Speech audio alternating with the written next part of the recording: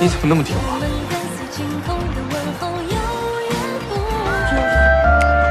游乐场啊！这里可不只是游乐场，还是你创造力的宝库。你不是没有灵感吗？多巴胺的分泌可以刺激人的创作灵感，可比什么艺术展有用多了。你吃醋了？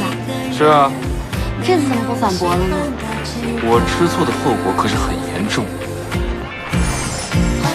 你不用害怕，你要学会享受刺激。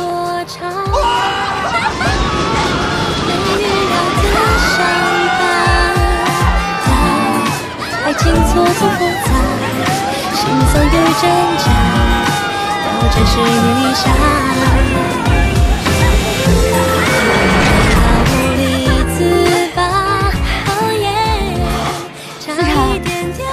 你刚刚坐过山车的时候为什么闭眼睛啊？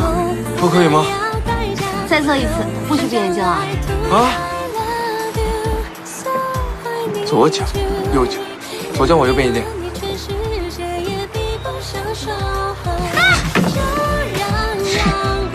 你故意的！你怎么那么听话？这又是什么？这也是刺激多巴胺分泌的一种啊。你怎么办？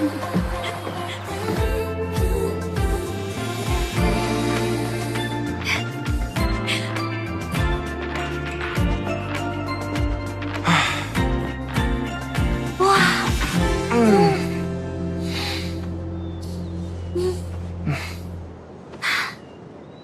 江北原来有这么漂亮的地方啊！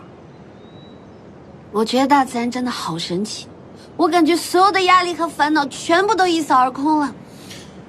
古话说得好，珍惜眼前人。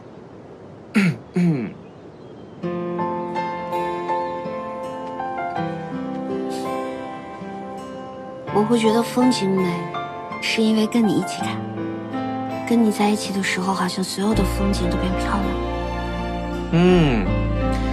再说一句好听的。你是不是有点得寸进尺啊？顾西西，我是不是对你太好了呀？思辰，我要是每天都一看到这样的风景就好。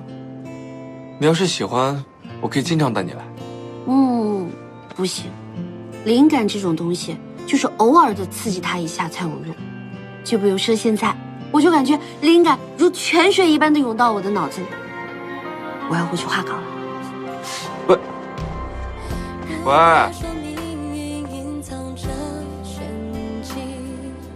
思辰，谢谢你。